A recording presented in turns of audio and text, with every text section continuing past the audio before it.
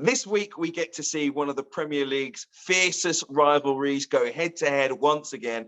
Liverpool, one of the best teams in the world, hosting their northwest of England, of course, rivals Manchester United, who currently are nowhere near being one of the best sides in the world. Big name, though, of course, big reputation, and so it is still a big fixture.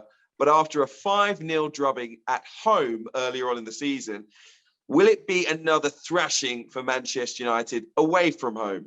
What are you saying? I'm not completely convinced it will be. I know United were very, very poor against Norwich, conceded 2 very sloppy goals, and could have conceded 3 or 4. Ronaldo obviously did what Ronaldo does and convinced everyone that the story is going to live on with his moments.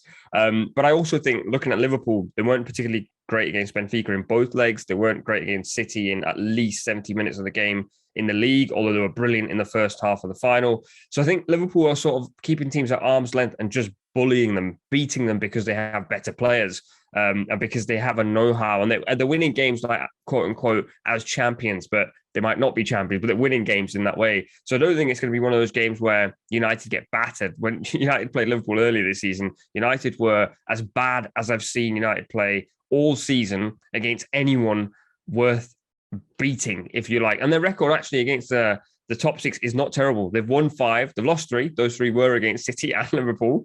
But you're a United fan, and I know you're not very encouraged by any of what I've just said, because for all you care, Liverpool are going to batter United. Not for all I care. Oh, my word, I do care. I care a lot, but I'm a realist. And realistically, Liverpool are in a different stratosphere to Manchester United. I mean, the game against Norwich at the weekend, I know they scored 3 goals. I know they won the game. It was a Ronaldo hat-trick. Everyone loves them. Brilliant. Honestly, if you play that way, and I'm going all Paul Scholes here, but if you play that way against Liverpool, you are going to lose 5-0. Exactly as he predicted. I'll do the same this time around. You can't be that open. I mean, you can't allow... I mean, Liverpool, they live off this. The ease with which the ball was going through the midfield into the forwards, who could turn and run at the goal. I mean, if you do that, if you allow Liverpool's forwards to get the ball in threatening situations and bear down on your penalty area and your box, they're not Norwich. They will punish you, and they will punish you time and time again, and they will love it. It will be absolute party time at Anfield, by the way. And actually, if you look at that Manchester United performance, it had a lot of the hallmarks of some of their worst performances of the season.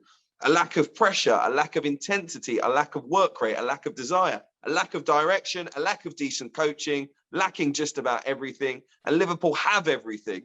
Just quickly then, let's put you in Ralf Rangnick's shoes. How do you stop Liverpool in this game? Because United are dangerous in transition, nowhere near as dangerous as they were in Ole Gunnar Solskjaer, because Rashford's out of form. There's no more Martial. Sancho's been okay. I haven't been overly impressed with him. Pogba's out of form, and that was obviously Ole's trump card for a little while. But if there is a way, and there must be a way to somehow get something out of this fixture, if it's not a result, it's pride and it's not a beating, how do you stop Liverpool?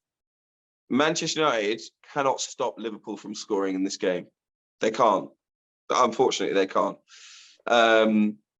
I suggest he takes a leaf out of Diego Simeone's book and puts a 5-5-0 out and try to kick Liverpool into next week, to be perfectly honest, because that's the only way. You've got to disrupt the game. You've got to show more fight, more tenacity. You maybe make it a derby match. You know, it's like one of those boxing matches where one is just a skilled boxer, the other one's a brawler. And they always say to the skilled boxer, don't get drawn into the street fight. That's what they want.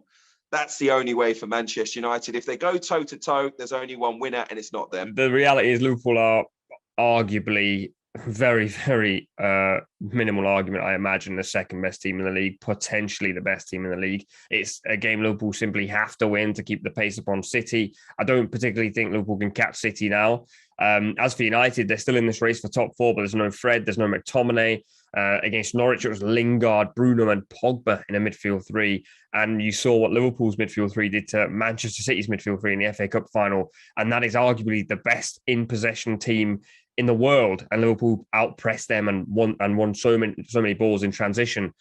I think I'm looking at Bruno and Pogba and I'm thinking, if you lot play the way you did against Norwich, you're going to be made to pay and you're going to be made to suffer. And I think Liverpool will be relentless in their approach because they'll want to try and get the job done as quick as possible, almost like they did against City and like they tried against Benfica as well. So I do agree. I don't see a way past Liverpool. What I will say is United in big games this season have got a pretty okay record for a side that really struggles generally this season and has really struggled overall playing football of any kind, let alone good football. Just playing football has been a problem. Piecing more than 2 passes together has been a problem. This might be the sort of game where they might be able to pinch a goal on transition. Ronaldo might have one of those days like he did against Spurs, but that really is really scraping the barrel there. And I think, Hugh, you're nodding and I can feel you agreeing because you're very pessimistic about Manchester United at the moment. But if United do manage to get something out of this, you've got to fancy United for top 4. I'm a realist about Manchester United. I'm not pessimistic about them. In fact, I'm quite positive about them. You know what? Losing this game 3 or 4-0, well, that's quite positive. My word. Should probably be worse. No, listen.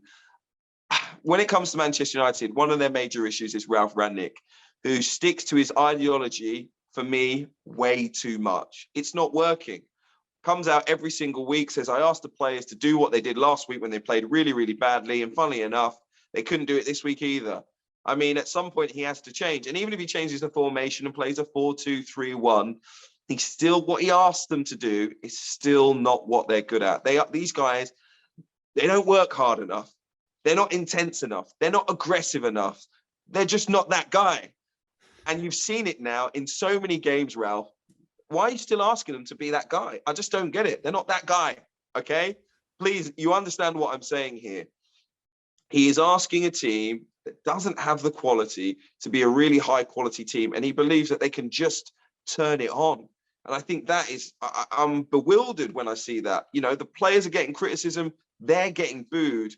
And I actually think a lot of it should be directed at him. The club as well, and we saw the protests, have made some huge mistakes over the last 7 or 8 years, but they continue to make them at Manchester United as well. And I find it to be totally incredible. There's only one way I see this game going. It's a sad state of affairs for Manchester United that they will probably lose the 2 games on aggregate to Liverpool 7-8-9-0. I truly believe that they'll lose this game 3 or 4-0. I'm going to go 3-1. I think United might open the scoring and then Liverpool will turn it on because Liverpool start games very slowly. But as you said, I can't see a way past Liverpool for this one. You guys let us know in the comments if you think United can pull off a miracle or whether this is going to be a demolition job from Liverpool. Hi, I'm Hugh Woozencroft from ESPN's Football Forecast. Make sure you're subscribed. You can follow all of our predictions throughout the season and get some other great analysis from our big names as well.